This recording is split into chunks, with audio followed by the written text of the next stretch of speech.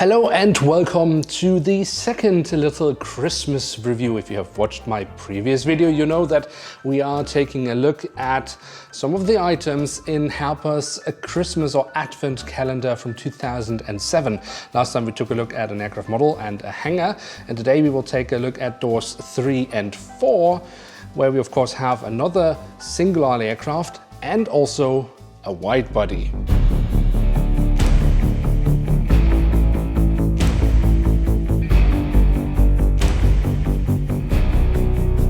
So welcome back to another little bit different review where we, as I mentioned, continue our look through this little advent calendar from Herpa Wings from the year 2007. Now, just like last time, if you are interested in the backside, there's a little bit more backstory here from Herpa Wings, but the most interesting detail or fact is simply that this calendar was limited to 1,250 units and all items were exclusive to this advent calendar, so they could not be bought separately back in the day. But with that, let's see what is hiding behind door number 3.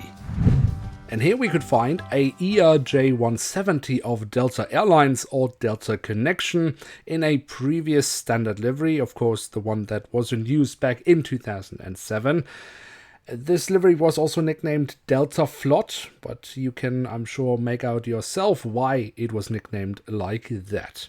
Now, we should, of course, take a closer look at this aircraft model to see what Herpa actually managed to do with this little aircraft model, what they managed to add on, what they perhaps missed out on. And the best way to do so is by starting a tour around the aircraft model with a look at the tail section, where we on the vertical stabilizer find the Delta Airlines color scheme used back in the day. On the fuselage, we then have the flag of the United States of America, we have the full registration code of the aircraft and the aircraft type specification. Underneath the tail, we find this little printed detail, and of course, towards the very end of the aircraft, we do also have a bit of detailing around the APU exhaust. Then at the front of the aircraft and across the fuselage, we have the Delta Airlines or Delta Connection branding.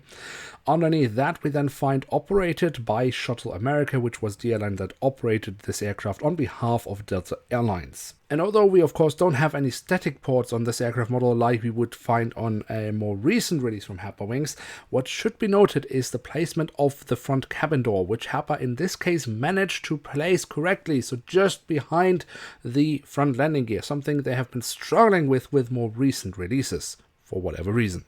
The story of the cockpit section itself is very quickly told, because the only thing we find here are the cockpit windows. The engine nacelles have been kept in this light grey color as the belly of the aircraft, but does have the silver leading edge printed on, but that's the only printed detail you get on this aircraft model. The physical detailing is perfectly in line with the standard from Herpa Wings back in the day, and overall I think for the size of the aircraft model does look pretty decent.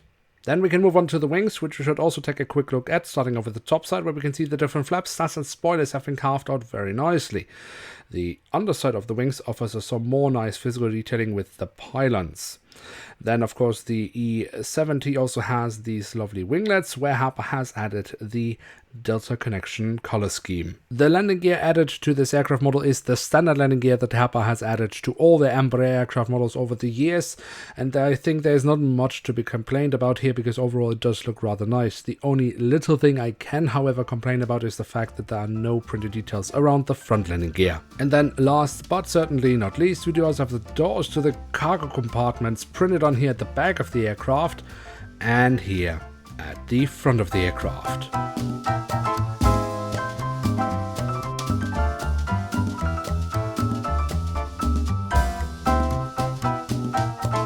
And now, as the grand finale, let's take a look at what is behind door number 4.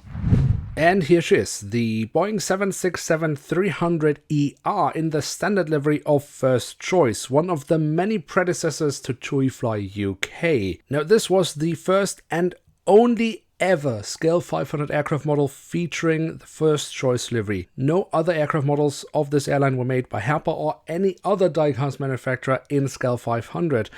Just the more the shame that this was then only sold within this advent calendar, because I'm pretty sure there were quite a few UK collectors who would have loved to get their hands on this model. But let us now together take a closer look at the aircraft model to see if it is actually a worthy representation of first choice Airways. And the best way to do so is by taking a look at the tail section, where we on the vertical stabilizer find the first choice color scheme or branding.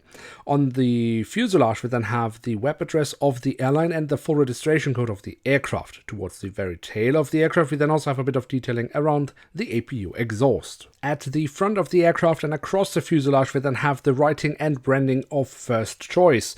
You will of course notice that there aren't really any other details, which is a shame, but very much in the standard with Herpa Wings back in 2007. So it's not like they were on purpose holding back on details here. I mean, not more than usual at least. And this is a very similar story when we then look at the cockpit section itself, where we have the cockpit windows. But that's all the details we find here. The engine nacelles had then been given this, I would call it cyan perhaps, which we can also find in the first choice branding. And we have the silver leading edge printed on. And again, this is all the printed detail you will find here. The physical detailing is alright. It of course looks better in more recent releases, but again, this was the standard back in 2007. And for that, it was pretty much okay. Then we can also take a quick look at the wings, which we should take a closer look at, starting off with the top side. Here we can see the different flap slats and spoilers have been carved out, and we have some different shades of grey for additional detailing. The underside of the wings offers us some more nice physical detailing, and here we also have the full registration code of the aircraft once more. The landing gear on this 767 is the standard landing gear that Herpa has been using for years on all their 767 aircraft models. So nothing special here, but overall I think it does look pretty alright. The front landing gear is missing some printed details and perhaps tends to be a tiny bit to the taller side, but it is still within the usual margins. And then last but not least, we do also have the doors to the cargo compartments printed on here at the back of the aircraft and here at the front of the aircraft. So there we have it. The ERJ170 of Delta Connection is a nice little aircraft model. Especially good here is the fact that the front cabin door has been printed on in the correct position, something Herpa has been struggling with much more recent releases. But for me, the ERJ is the odd one out, because we have a hangar and we have two European carriers. All these can be put together in a realistic setup, but the Delta not really. So for me, I would have preferred to have any kind of other European carrier using the ERJ70 if it was really a question of using this aircraft type, to be honest. But overall, the model does what it is supposed to do. It is a 2007 standard aircraft model from Herpa Wings, nothing more, but also nothing less. The 763ER of first choice was a very lovely aircraft model for the time. That means pretty much no details in the print, but the physical detailing overall is pretty good. And as I said, this is the only representation of this airline we have in Scale 500. And as it was exclusively sold within this advent calendar, I would say it's definitely time for Herpa Wings to perhaps look at this license and maybe make a new first choice aircraft model. And why not? I mean, the livery is rather colorful.